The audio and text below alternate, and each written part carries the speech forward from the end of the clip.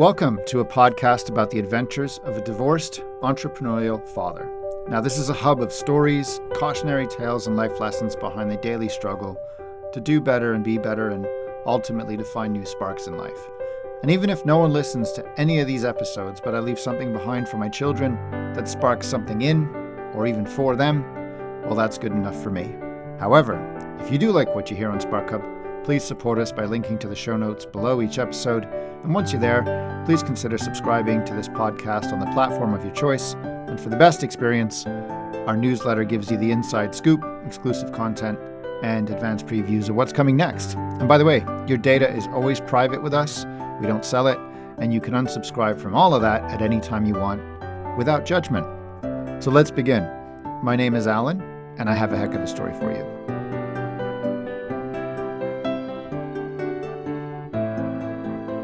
In this episode, I actually got scanned. Not scammed, scanned. And what I mean by that is somebody in California was scanning the internet, I suppose, and found the SparkHub podcast. And at this point in time, I'm not advertising. I'm not really telling anyone. I'm just doing the podcast for my own sanity and to find my own voice.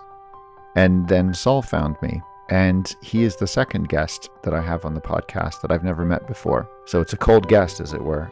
Usually I bring on people that I know, or I just do solo episodes. So it would seem that the algorithms of the world are starting to pick up what I'm talking about and finding people that are in similar situations. And it turns out that Saul, who found me and who is the guest today, is just one of those people. In this episode, you're going to hear about how Saul went through a similar situation to me in his own proportion and took the very dark times that he went through and applied himself by engineering software to help people co-parent after divorce who are in high conflict situations. So if you or anyone listening have high conflict situations, which means that it's not easy to talk to your ex, he's developed software that can help that with the purpose of elevating the best interest of the children. So the theme of the episode, we go deep on that topic. What is in the best interest of the children? And beyond that, this conversation branches into topics way beyond software in legal systems in different parts of the world, how we both dug ourselves out of deep emotional dark holes, how we're trying to help other people in the same situation, and hopefully create a better future for our kids. We also talk about artificial intelligence and much more. Please have a look in the show notes below to learn more about what Saul does. But otherwise, here's the episode with Saul. Going through this process, it helps you grow. You have to grow through divorce. There were times in my life that I honestly didn't know if I was going to make it, to just be very, very frank. And yet I have gotten through it and I've become stronger because of those lessons.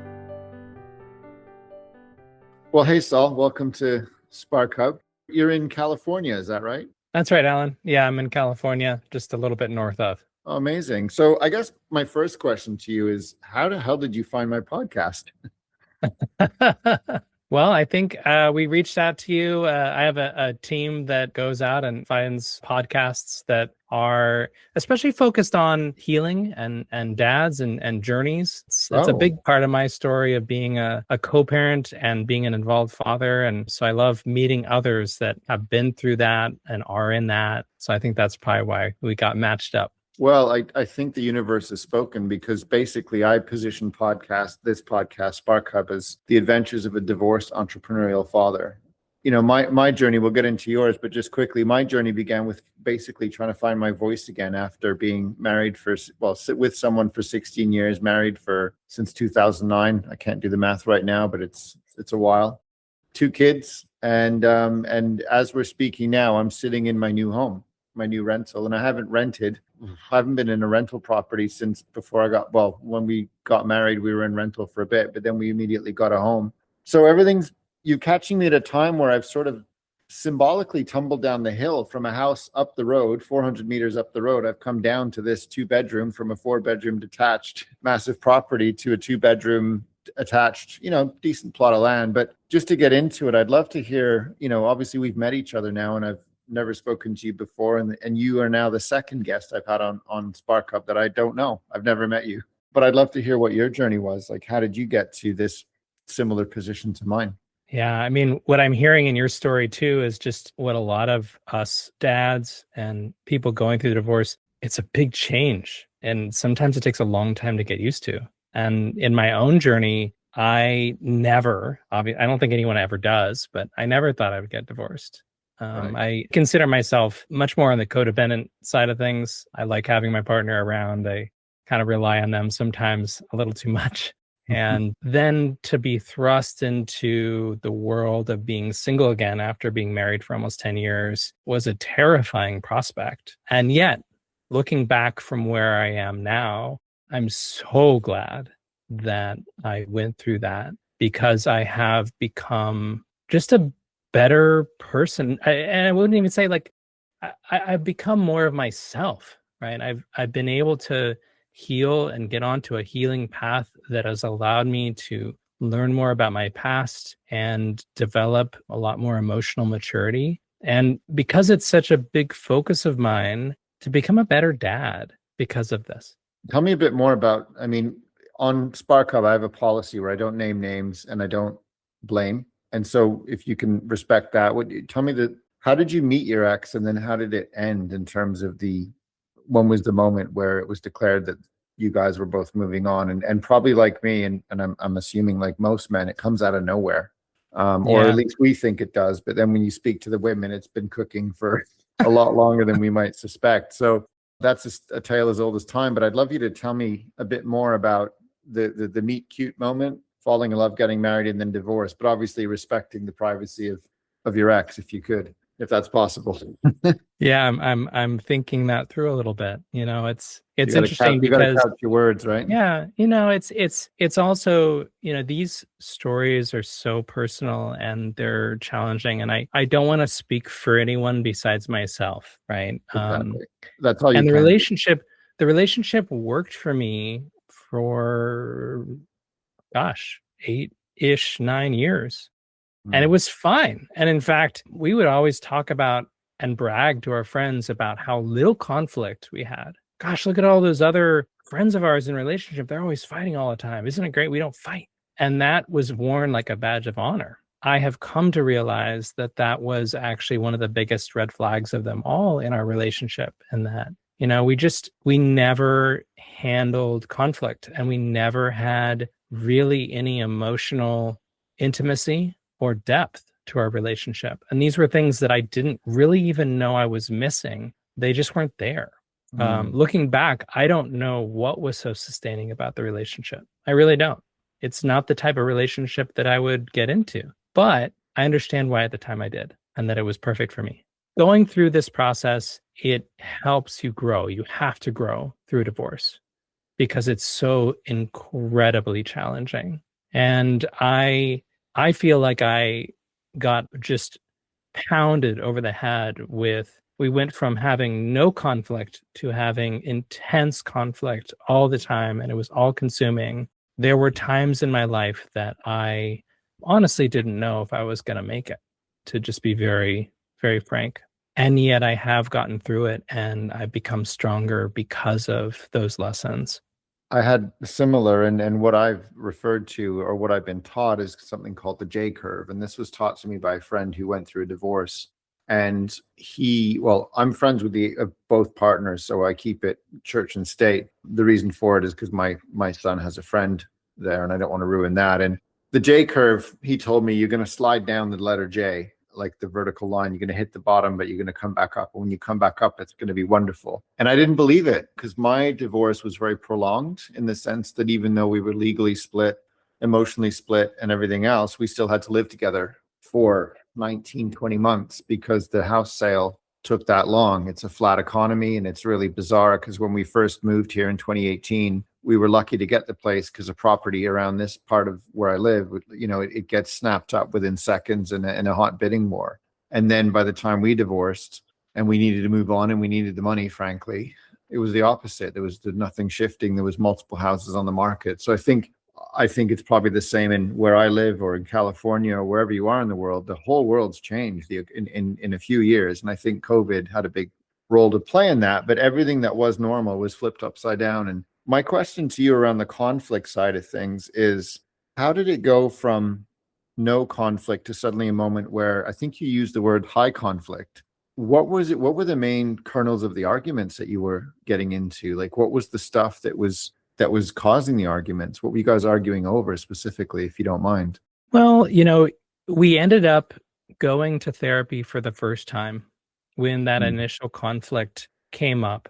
And at therapy, I started going to my own therapist for the first time at 38. God, I wish I had done that sooner. And I was taught what the word boundary meant. I literally, I see it all over now, I guess because I'm seeped in it. But at the time, I didn't know what that meant. Like, what is a boundary? And my therapist, I remember, was coaching me through, well, you can set a boundary about that. I'm like, what do you mean? I can say I don't want to be treated that way. Just is like mind blowing at the time. Mm. And so I started setting boundaries. I started saying, actually, I'm, whatever the boundary was. And I would just notice that it was almost impossible to create a boundary for myself. Like the initial spark that caused the conflict actually ended up not being the most important thing. It was that I didn't feel respected in the relationship. I didn't Yeah. feel like I could create kind of my own center in the relationship. And we went to therapy for a good year and a half, and it really didn't move on. I wouldn't say it was anyone's fault. It didn't right itself. And It at one point, stagnated. it just stagnated. It was kind of the same old argument. I'll take the responsibility on that. I was kind of focused on that initial spark and what it meant. And it's like, in hindsight, I'm like, why did I focus on that? Really, it was about the respect. It was about the boundaries. It sounds like we had similar timelines because we were quickly approaching 2020, didn't know how much the future would change, but I think it may have been about 2 weeks prior to the lockdowns here that she said she got an apartment and she was moving out. Oh, wow. Not even a discussion. She just announced it to you. And honestly, at that time, like we had been talking about nesting, we'd been doing some nesting, like we were just kind of, and it was like suddenly, oh my gosh, this is real. And I remember feeling really upset about it. But then the lockdowns happened. And then I realized, oh my God, I'm so glad for both of us that we didn't end up getting stuck together through that COVID. And I can only imagine what that would have been like for people that did have to go through that, or like yourself, you ended up having to kind of navigate that really challenging situation of living in the same home while you're divorcing. I think it's the straw that broke the camel's back. Interestingly, we didn't separate till 2023, so it was after COVID. However, to have your house, just our story was we got together, we had nothing really, financially, and then we built everything up together through being, entrepreneurial endeavors, including some of her own. But the kids are very demanding. There's 2 of them. And so we got to a point where it felt like she was going to fly again and restart her career and get back to things she wanted to do. And I was in a position where I could work from home a lot. So I thought, give me the hero badge because I'll be around. I'll take the kids to school. I'll do all that stuff. I've been dying to be a dad my whole life and be around for my kids. And I loved it. But then suddenly she got locked up with us, and our house became our education center and our office. And I think you set a false expectation. You're at work, you're focused, you're on emails, and so just doors constantly being knocked down. Hey, can you come play with me? And you want to, your heart is like, I don't want to miss these years. I don't want to miss that. Hey, daddy, come play with me. But you've also got to make sure that the door that gets opened in the house is paid for. And you have that conflict. And I think it really, for my ex-wife, it was very tough because every time she tried to start a new endeavor, it was suddenly she had to take care of the domestic side and I had to sit in the next room and earn the money to pay for all of it. And that's not a slight on anyone. It's just what the cards we were dealt, the age they were at. And I remember my 4-year-old going into the fetal position when he knew he couldn't go back to school because all his buddies were there. And we were all cooped up getting cabin fever. And I don't know what it was like in California, but we were told it would be 2 weeks. And then it turned into a month. And then, and next thing you know, it was on and off 2 years of rolling lockdowns. And I think, if you look at the statistics, the amount of divorces after that, there are some couples I know it turned them into diamonds. They crushed them into diamonds and they loved it and they have fond memories of it. And I don't know what their financial situation was or if they're trust fund kids or whatever, but those of us that had to get out and try and earn the money, even if it was from home, you didn't know week to week if you'd have a job. You didn't know week to week if a supplier was going to pay you. And being my own consultant, my own boss and everything, it was tough. And so, interestingly that you had this little escape hatch, but just to come back to the word nesting, when we got to talking about splitting, it was suggested by Max that we nest, we keep the kids there, and we float in and out of apartments. And there's actually a couple down the road from me who I'm friends with that are doing that successfully. But the difference is they have a lot of money. And I think, we could debate the theory of it, but the idea that the kids stay in the house and the parents rotate is a nice theory, but financially it doesn't make sense. And it just didn't add up for us.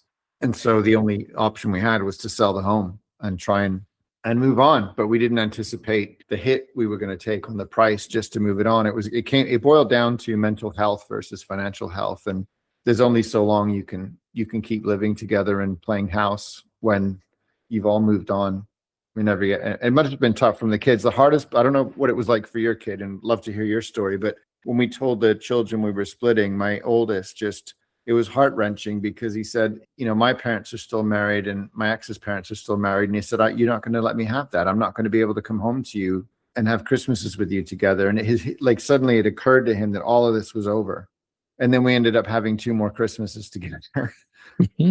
And it broke my heart, and I cried, and my youngest seemed to be cool about it and kind of saw it coming. And he's really smart and he can read the room. But how old is your child then?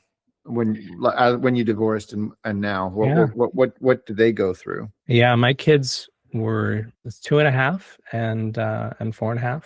Oh, okay. So you have 2. Sorry, I thought you had 1. You have 2. 2 kids, and they were quite young. I think that though that was extremely challenging to then, at that time I had been really holding down the fort. I had been the stay-at-home dad, and so I kind of was already in the thick of managing the house and being with them. And so that part wasn't so challenging, but it was really hard. It was really hard to navigate moving and reorienting my life and trying to create my next chapter and be present with the kids.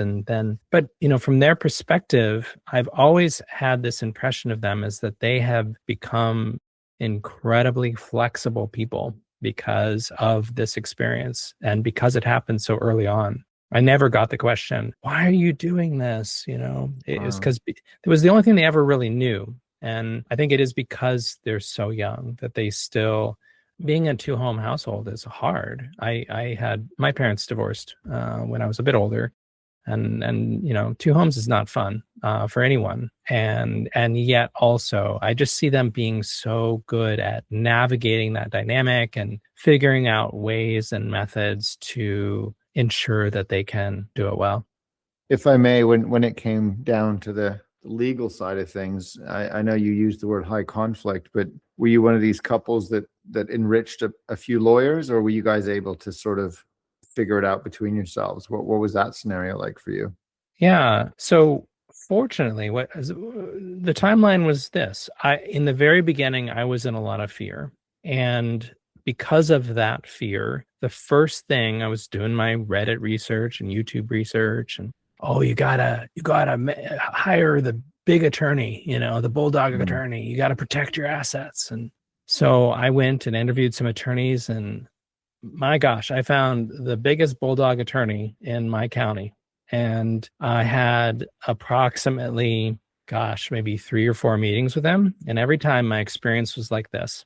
I would go in the room and I would leave the room feeling more scared, more anxious, and just really wondering, what's going on here? Is this guy a jerk? Is he a narcissist? What's going on? And I noticed that the conflicts would always escalate with him, that the temperature would rise. And I had this intuition I didn't want that.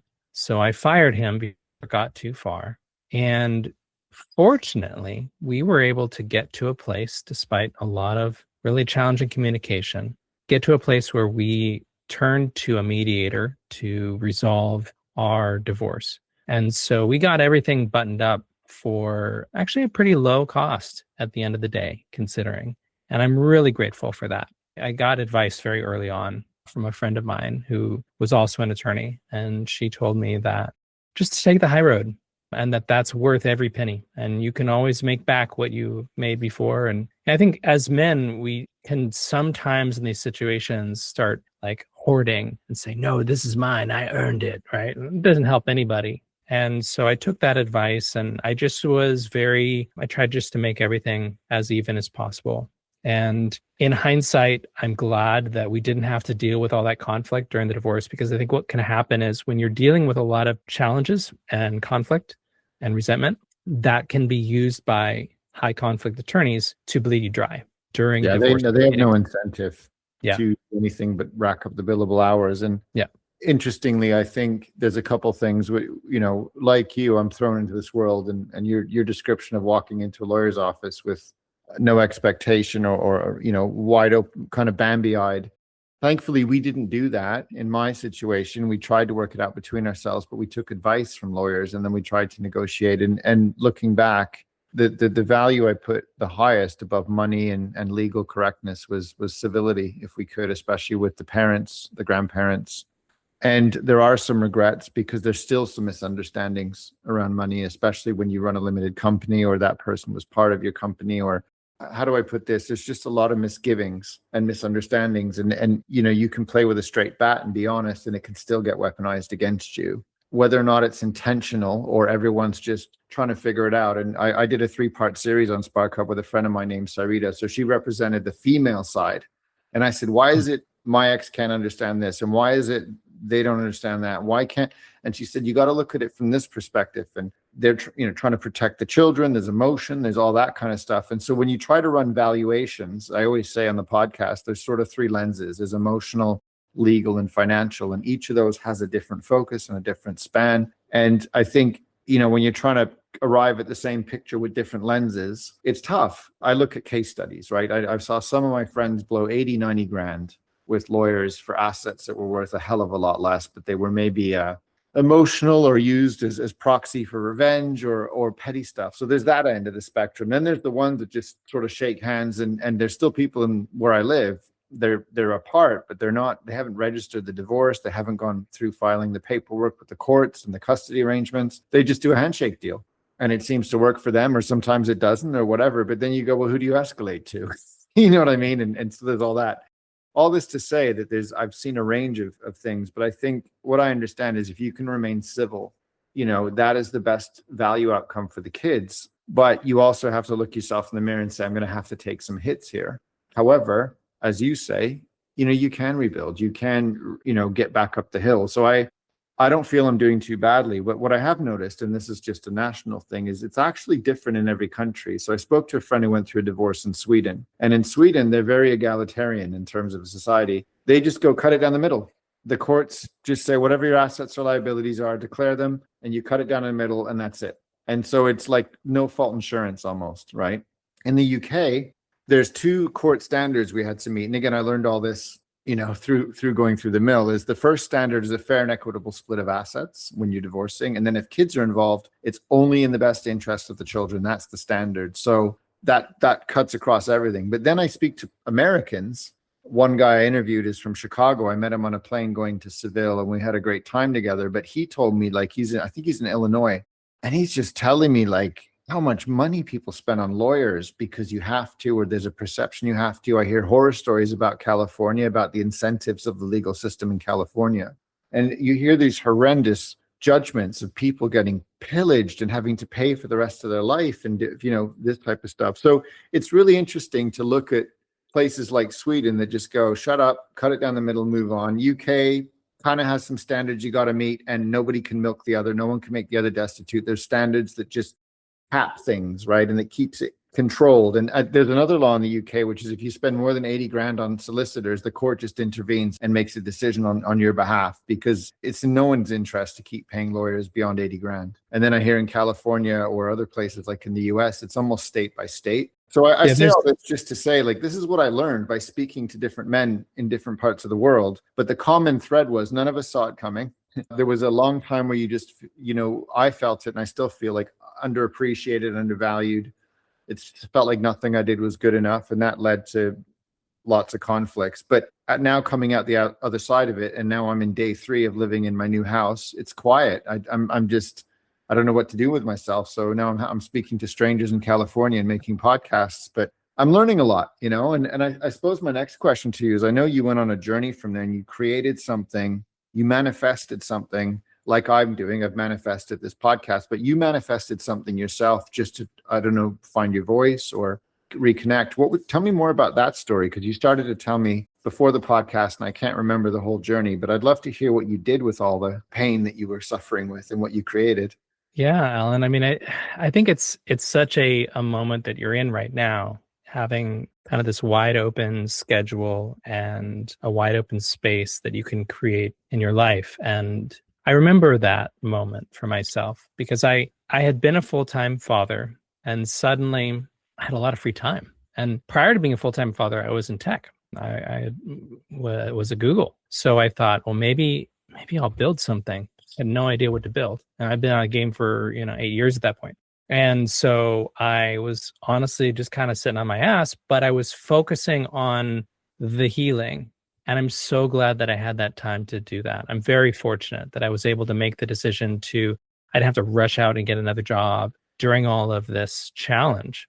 Because what I was finding is that I would be engaged every single day, multiple times a day, with communication that was getting me super down. And I just remember this moment so vividly of being in bed 10 o'clock at night and getting that familiar ding of Our Family Wizard and just feeling my heart rate rise and that tension build in my body. And my girlfriend at the time, also knowing the sound of that beep, said, you got to do something about this. And I realized I wasn't allowing in this next chapter of my life of growth, of new relationships, because I was so engaged in the conflict. And so I knew that I needed to do something about this. And as an entrepreneur, software guy, I always think, well, how can I solve this with software? And at the time, I didn't really know. So actually, what I did is I hired a guy that I used to work with, my past company. I said, can you just be my customer service agent for my relationship? Like, you're not going to be triggered by the same stuff that I am. So could you just tell me what she says and then maybe I'll be okay? And it actually worked. Like it gave me a little bit of a gap, a little bit of peace. And yet it wasn't sustainable, because I'm paying some dude to read my ex's emails. Not a business there and not really that helpful for me either. Doesn't sound scalable, as they say. But it was a spark. Okay. And the spark was that when I started playing around with AI a few years back, I realized, oh my gosh, AI is really good at doing this exact same thing, really understanding the nuances of language.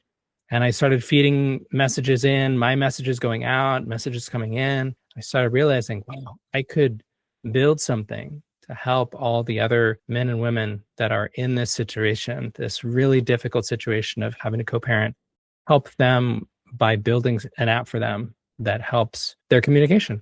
So I obviously haven't played with it. I haven't heard it. I haven't seen it. I've just heard you describe it. But what outcome are you hoping for? So someone like me, right? When I'm communicating with my ex, there's still perfunctory type messaging where it's just like, hey, can you grab some milk or whatever? But then there's also financial discussions which get a little hairy. So what would this app do for someone like me? Like what outcome would it help me with? Well, I think the deeper insight that a lot of us get to while co-parenting is that it goes much better if you keep everything child focused and business like. So Okay. No going into the weeds. You want to just keep things simple and keep things factual and focused on navigating this already really challenging relationship. So what Best Interest does is you download it and you can do it on your own. If you have the type of co-parent that's like, I'm fine the way I communicate, I don't want to download an app or reduce the conflict, then you can download it today and you can essentially give your co-parent a new number, just like you got a new cell phone. And then all their messages go through this filter. And so if they're sending you nastygrams saying, I can't believe you did this, or pick them up or else, or they're threatening court or, whatnot, then we'll strip that out for you automatically. And the stuff that you need to know to be a good co-parent, like that she wants you to pick them up at 9 a.m., that's important. You want to know that right away. We'll bubble that up. We'll show it to you right away. So you can go on your day-to-day of being a good co-parent, a good ex-partner with your ex, and you can stay present with your kids. So it's a de-escalation. Yeah, in a way. exactly. Like if I understand you correctly, and this happens all the time where you see, the blue dots appearing because they're typing. Oh, and it goes for a read while. receipts and iMessage is the worst. It's like so you're engaging. Waiting for these blue dots to turn into a block of text. And you're like, oh my God, and the anxiety is rising. What are they going to say? And you're ready for a trigger. and then it's like, okay, or Yeah. see you later. And you can tell, and I've been guilty. You write, rewrite, rewrite, rewrite, re-edit, and then send it. Yeah. So are you saying your app will actually just sort of de-escalate the situation, prioritize what's important, which in this case is the child Well, or the children? yeah, that's a really good point. So you receive these messages from your ex, and even if they've been filtered, sometimes, gosh, we have a history with this person. We can go into our old patterns, right? And instead of shooting off that nastygram, you send a message in best interest and it reviews every message. And it say, whoa, whoa, whoa, Alan, hold on.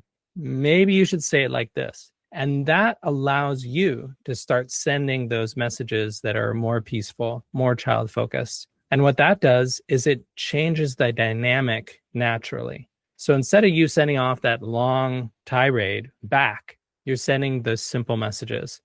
And then, well, what's she doing? Well, gosh, she doesn't have a lot to work with. There's not a lot of material. And then the dynamic has to shift. It has to change. You're feeling more at peace. She's feeling more at peace. And the kids are the one that benefit. Wow. And so this all came about because you sensed that you could create an intervention point between two high conflict individuals, but the people being served are fundamentally the kids because the parents aren't at war all the time or escalating. I mean, I was reading the other day that, and I'm noticing this in my own kids, when you and I grew up, we grew up pre-tech, pre-iPhone, pre-social media. And so if I'm looking at you right now, I mean, I know this is an audio recording, but I'm looking at you on video and I can tell, I can read your body language, and body language is 90% of communication. I can tell if you're hostile towards me, and I can, as a human, I could adapt. But with text-based, thread-based, comment-based type technology, it's hard to read intent. And it's, I read about it all the time where the fight or flight instinct that we're born with that, has guided us through evolution is suddenly now hit like a gambling machine, and you don't know if someone's being sarcastic or if they're making fun of you, if they're commenting, and you have to process a lot. You have to sense, what is it? Not moderation, but you have to sense intent. You have to sense sentiment. You have to sense all these things. And these little gambling machines that we have in our hands can make it all the worse. I think Chris Rock made a joke once. He said his parents were married for 40 years and he was married for 16, but it's equivalent because when his parents were married, the dad got to leave the house for 8 to 10 hours a day and had no communication with the family. So by the time they got back together in the evening, they had something to talk about. But now you're not even out the door and someone's texting you, why didn't you like my comment? And your wife's checking in and can see your location. And it's just, you're always tethered. There's too much connective tissue and not enough absence makes the heart grow fonder. But it's interesting that you took high conflict situation, you prioritize the children, and then you created software that intervenes. So does this software intervene across different iMessage and WhatsApp and all that? Is it agnostic of channel, or how does it work in terms of the delivery? Yeah. So, and you really hit the nail on the head with the reason why we called it best interest is because it invokes that clause that we're all so familiar with hearing in the courts, which is what's in the best interest of the kids. And that is really why I started this app, was because I was seeing how our conflict was affecting the kids. I knew that by launching something like this, it would have a cascading impact on other kids and their experience. I guess I'll add to my question. So there's so many different ways to chat now. There's Snapchat, Instagram, WhatsApp, there's Telegram, there's all that. So does yours could it sit above all these things and interpret every channel, or is it specific to one channel? Yeah, it's really designed to exist on one channel. And so when you are using it as a co-parent on your own, we call that solo mode. We assign you a new number and you give that number to your ex and you say, please text me here. And that's it. And we support UK numbers too. And they text you, they receive texts back. They don't know you're using an app. You're using the app and you're interacting with them there. I have the belief that the more we can restrict communication into trackable, non-social means of communication, the better, especially in high conflict situations. So a lot of the advice you'll hear is, download the co-parenting app and do all your communication there. That's essentially how best interest works. And if the co-parents decide to use it together because they both want to reduce the conflict, they can do that too. They don't have to use text. So it's almost like an off-ramp. If you're on a highway of high conflict, it's an exit. Yeah, totally. So when did you launch this? How long ago did you make it live? About a year and a half ago.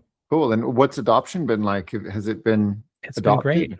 Yeah, it's been growing really well. Most of our users are in the US, but we also have a growing user base in the UK, Australia, It seems like folks in the UK and also in Australia, there's maybe a little bit more understanding about coercive control and some of these higher conflict types of personalities. People are coming to best interest, understanding those dynamics better and understanding the need for a solution like this.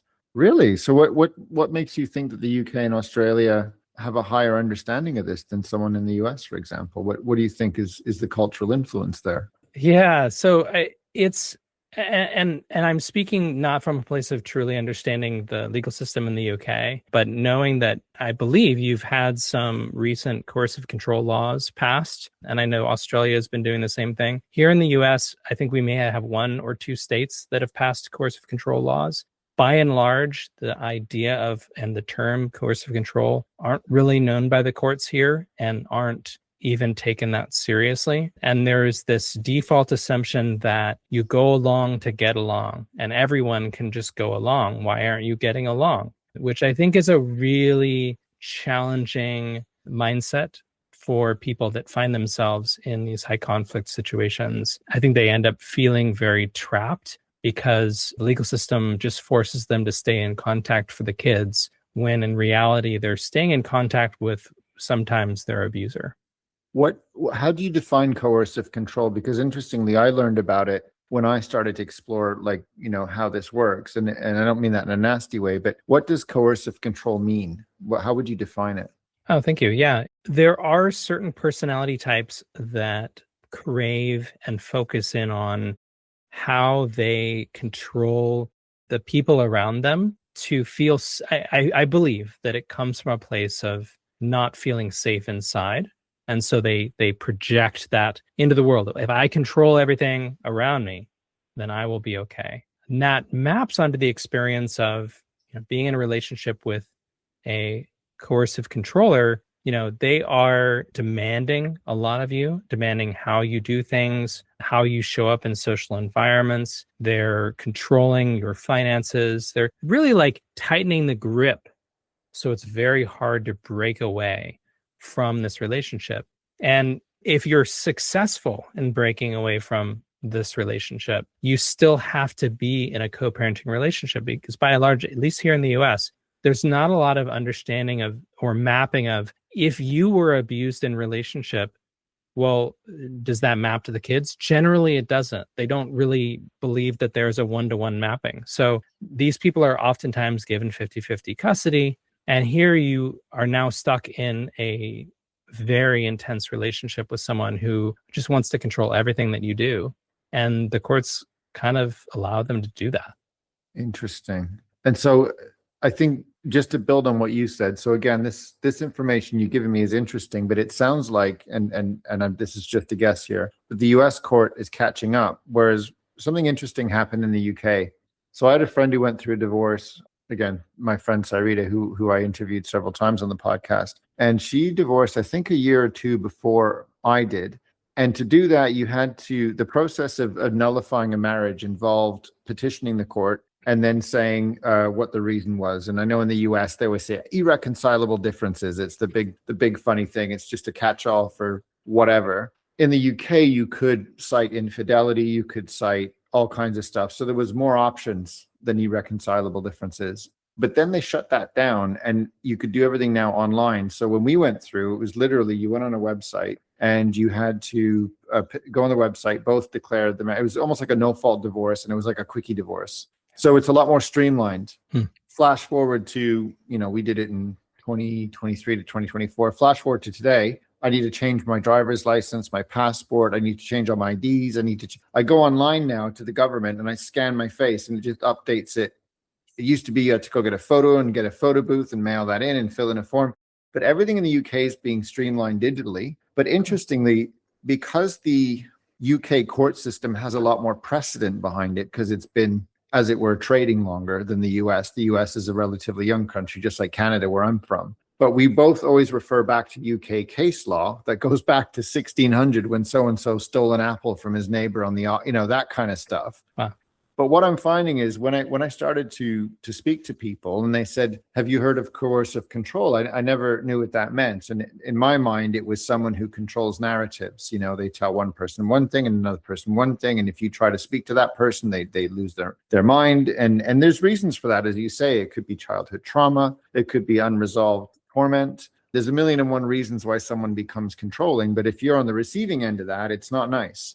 As it pertains to the children, what's interesting about the courts is in the UK, they more or less say, we don't care about the parents. As long as the kids are okay. What does okay mean? At a basic level, are they fed? Are they clothed? Are they going to school? Are the basic needs of the children being met? And that's it. Anything else is gravy. So what I found interesting is a friend of mine, he's a lawyer, and he's practiced UK and US law. And he says in the UK, it's very equitable. They don't show preference to one gender or another. They just go, who's the main parent? So if you're a stay-at-home dad and you've raised the kids, they'll go, well, you're the principal parent and you're the recipient parent. It doesn't matter what gender it is. They analyzed case by case if it gets there. Now, normally they prefer you don't go to court. They put things in place so that you don't have to use the court system. So for example, child support in the UK is an online calculator. So if ever there's a dispute, hey, no problem. Let's go on the online. How much do I earn? How often do I have the kids? How old are they? It asks like 4 or 5 basic questions and it gives you a number. Now, if someone wants to challenge you or believes you're lying about your income or whatever, they can take you to court, but they run the same calculation. So it almost prevents people. So what I'm trying to say is there's been a big shift in terms of technology and speed of delivery. And it's almost like FAQs now, right? Or AI chatbots. There's 90% of inquiries are common or they're known, or they've been answered 1,000 times. And there's 10% that are edge cases that you need a human being to intervene because it requires a lot more thought. So I've noticed the change there, but I think the UK system seems to be very fair. And then I went in May last year, I went to Nevada and I was with a client there. We're driving around, we're just chatting. He's a lawyer and he's a divorce lawyer.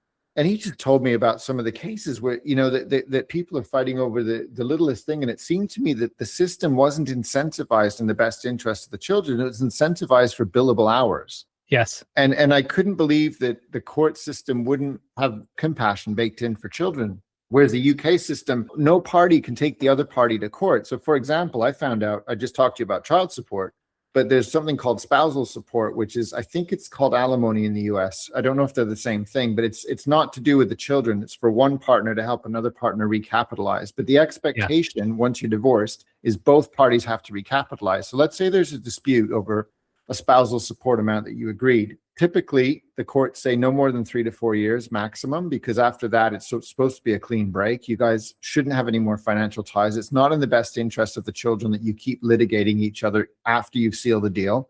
But what happens is if you have a conflict over it, they just reassess. So it's like a do-over. So they go, all right, how much money do you have? How much money do you have? How much cost? And they literally just impose it on you because they just don't want the courts to be tied up with endless arguments. They actually want to cap lawyers' hours, lawyers' billings, so they put all these caps in place to prevent escalation to ridiculous levels, all in the best interests of the children. So it's a radically different pyramid of priorities that I've noticed. And again, I've not litigated. I'm not going to say I've been in court. All I can tell you is what I've heard from other parties. And the consistent story is that judges don't want to know. They'll look at the facts and they'll tell you what you cut your cloth differently. So it's not a system where one party can milk the other. You know what I mean? And it goes both ways. I heard cases where the woman is the breadwinner and the man stays home. And then the man tries to take the woman for more money or whatever, and it doesn't work. Or vice versa. The man's been the breadwinner and the woman has been home. And then she tries, I want a certain life and I want maids and I want this and I want to be. And the court went, no, he just has to pay you enough for the kids to feed. And suddenly she's living in a 1-bedroom apartment. So all to say that it doesn't sound like the US system is quite there yet in terms of hitting that pyramid.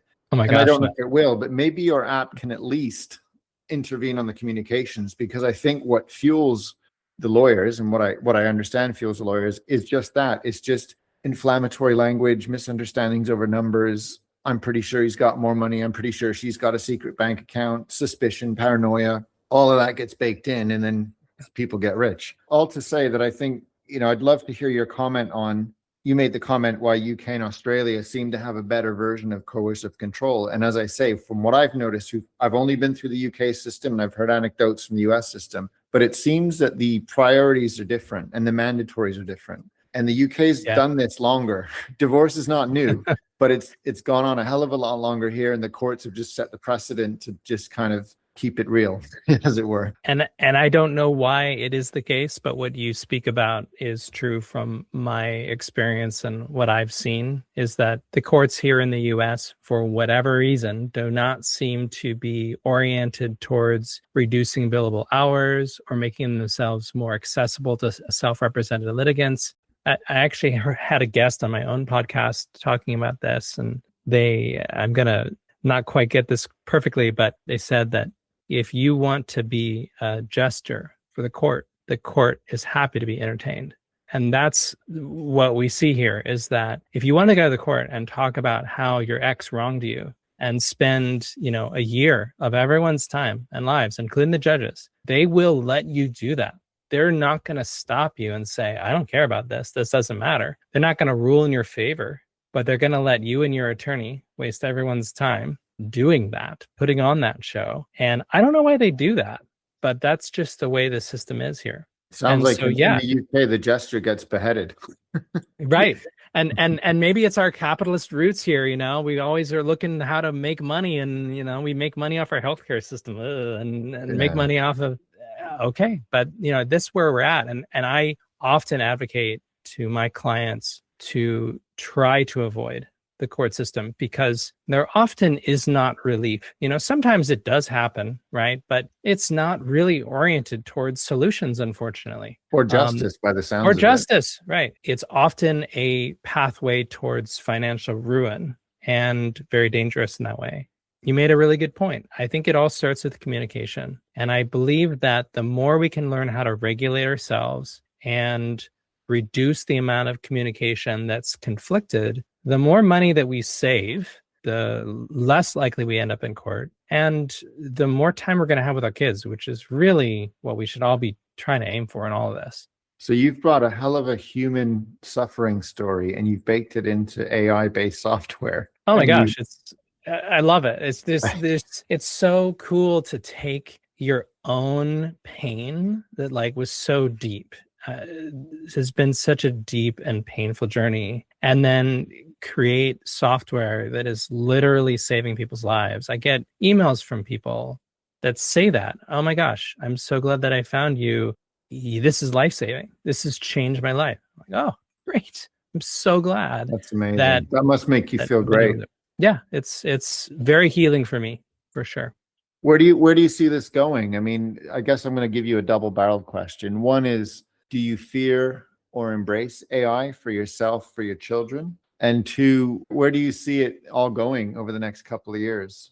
What's your ambition? Yeah, you talk about AI, and I'm a futurist. I've always been a futurist. I've always been curious about what's happening next and trying to make predictions. And I think AI is throwing everyone for a loop, because it's such a big change. And I find myself waking up every day and I'm like, wow, AI can do that now? When I started building this app, I was building it by hand. And now, gosh, there are so many AI coding tools, and it's allowing me to run with a very small team and develop some really great software. And I love that. I think it's so great. And that type of thing keeps me optimistic, because I see how empowering it can be for people to utilize AI to get their ideas out there. It's reducing the blocks and limits towards people creating solutions for themselves and others.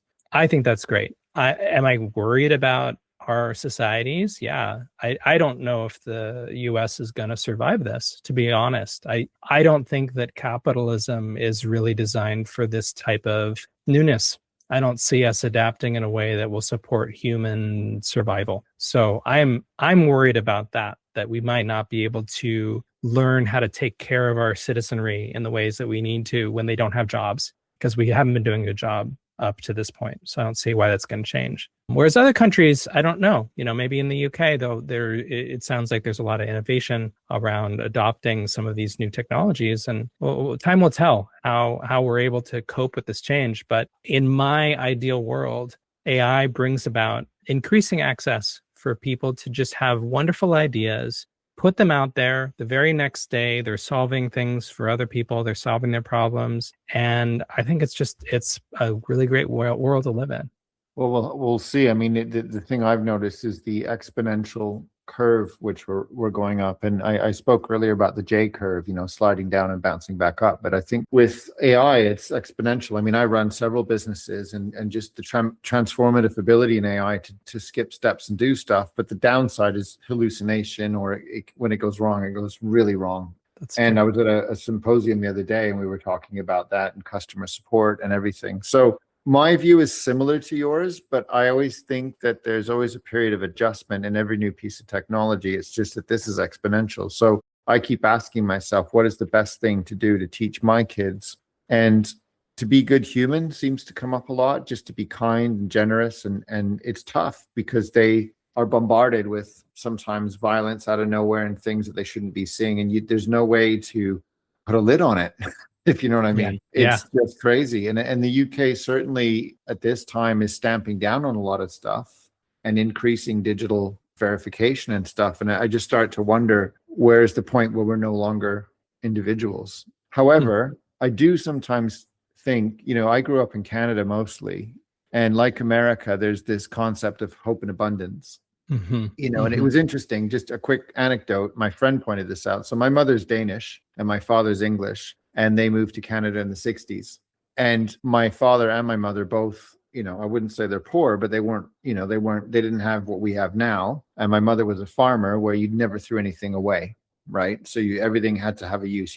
Every part of the animal had to be used. If a car broke down, you cannibalized it for another car. It was that kind of mindset. And I remember, being young and we'd go on a plane or we go to a restaurant, my mom would like tuck food in her bag, or she'd take cutlery or whatever. And I thought it was just my mom, but it turns out a lot of people from Europe, coming to America and Canada did that, because I grew up just knowing abundance. Like it was endless food, endless space, endless potential. And then you come back to Europe and UK, and it's not a broke area, but it's drastically smaller than that we used to in North America. So my point being is that AI could potentially deliver this hope and abundance and vertical and horizontal scale in different ways. But some of us are still stuffing buns in our bags because we knew a time when you had to do that, where you didn't know where the next meal was coming from, or you didn't know if a season would wipe your crops out. So that it's weird that my parents' generation, because they were born in the war, they were born in the 1942 to now, just see how much has changed in their lifetime, let alone, I mean, I don't know your age, I just turned 49, but the amount of stuff I've seen change, where I'm like, maybe I'm going to be that person stuffing freebies in my bag, because that's how it was done. You know what I mean? I'm not saying I do, but what are my kids going to make fun of me for? Like, Dad, what do you mean you don't know how to use a smartphone? What do you mean you don't just shout at Alexa and it delivers a package in an hour? I'm like, my kids are asking me, when you wanted to get something in the old days, what was it involved? And I said, it usually involved the catalog if you want it, and putting a check in the mail. If you wanted something from America, you'd have to do that. Yeah. And then you'd have to wait 30 days because Canadian dollars wouldn't clear and blah, blah, blah, blah, blah. And they go on Amazon and go, I want that. And then they hit the button and the guy shows up.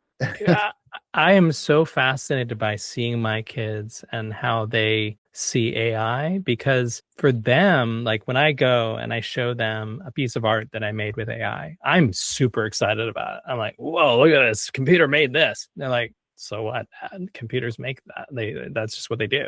Because they've always they just know that's something you can do that with computers. Whereas I think it's fascinating. And I think that's the divide that maybe our generation will have, is that we think all of this is crazy and really hard to fathom what you can do. Whereas they just expect magic on a daily basis. Yeah. It's a genie. It's a genie in a bottle for them, and it's native. I can remember when my kids were 2 or 3 and they thought every screen was touchable. Yeah. And I'm thinking, no, that's a TV. You need the remote for that. What a concept. Yeah. Well, look, Saul, I think I'm hoping like you that there's a better tomorrow. I'm planning on it. However, I also have the same fears that you do. And it's interesting how you've taken pain and you've brought software to alleviate it. And I just hope it gets better and more people know about it. And certainly I'm going to look into it now, because I still am having high conflict exchanges over certain topics, and I don't want to. I don't think anyone wins, but sometimes facts and narratives can collide, and sometimes there's unintended coercion, and I'm not blaming any party. It can happen both ways. But if there's a way to identify that, which it sounds like that at the end of the day, after everything you've been through, you put your thumb on one thing, which is coercive control and alleviating that. And frankly, hopefully depriving the court system of a few gestures. That's not a bad thing, because I think the courts need a bit of a break from all this stuff, They don't want to do this either. Yeah. No. But I appreciate you coming on. Your story has really sparked a lot of questions for me, and I'm sort of now thinking about a lot of things that I want to branch off and do after this. But I'm glad you found me. I'm glad somehow some AI zoned in on the common thread between us all, and this conversation happened. So I'm going to put all the links to your stuff in the show notes below. So if anyone listening wants to dive in on more of what Saul does, it's all down there. And I suppose, is there any final notes from your side or observations from your side?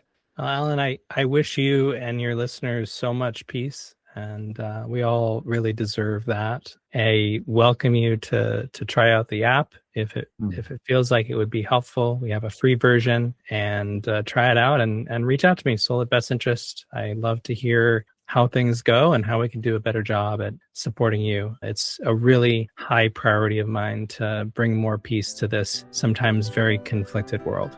And increasingly it's conflicted. So if there's pressure valves that we can open, then I'm all for it. So that's amazing. So hopefully we'll keep talking, and we'll see where all this evolves to. And one day we might all breathe a sigh of relief and hope that other people can avoid this if we can help them. I love that prayer. Thank you, Alan. Thanks, Saul. Thank you for listening.